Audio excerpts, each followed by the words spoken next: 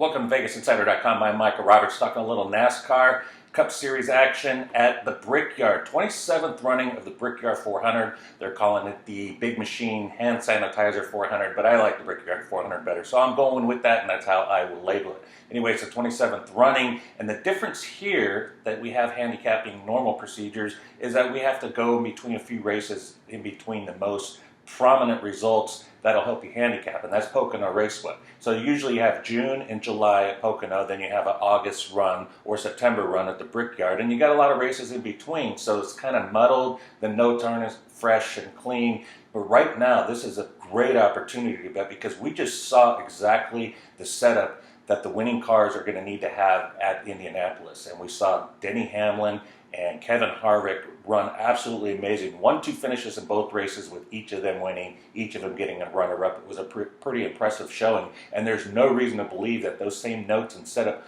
won't be just as good for the Brickyard because the flat turns at Indianapolis resemble turn 2 at Pocono, and they both have longest straights in NASCAR, so they appealed very well to each other, and I look for that trend to continue and even be more so enhanced because of such a short time in between races. 2 races at Pocono in 1 weekend. Now we get the Brickyard, and so the odds obviously have dropped.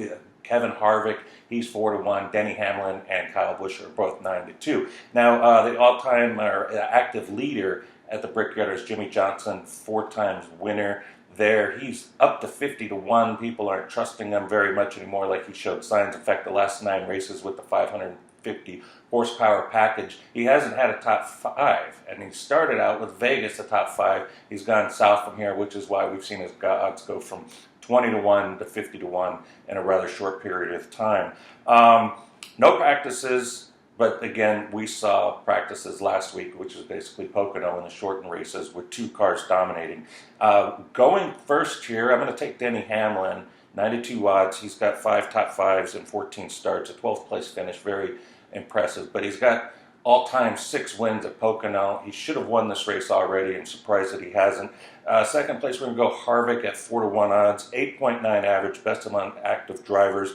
2 wins, including last year. Harvick has this track down, and obviously his team has a setup with the ability to run well here. Kyle Busch, I'm going to go third. Doesn't have a win yet this season. 15 races, the defending champion of the NASCAR Cup Series, does not have a win, but he has been impressive at Indy. He's all-time leader with 320 laps led, or active leader anyway, and he's also got 2 wins. This would be a good spot for him to celebrate with some more Skittles.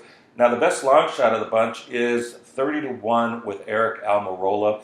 Started the first 11 races of the season, no top 5 finishes. The last 4 top 5 finishes in all 4, including having led the most laps at Pocono, 61. He's a teammate of Kevin Harvick. They've got great equipment on the same line. Clint Boyer might be a guy you might want to take a shot with as well.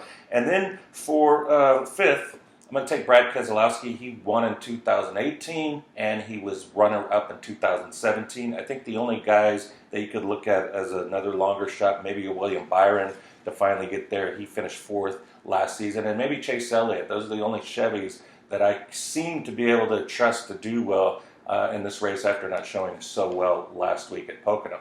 Be sure to check out Pocono, Saturday and Sunday's race, before you handicap for the Brickyard. That's all I got for this week. Enjoy the race.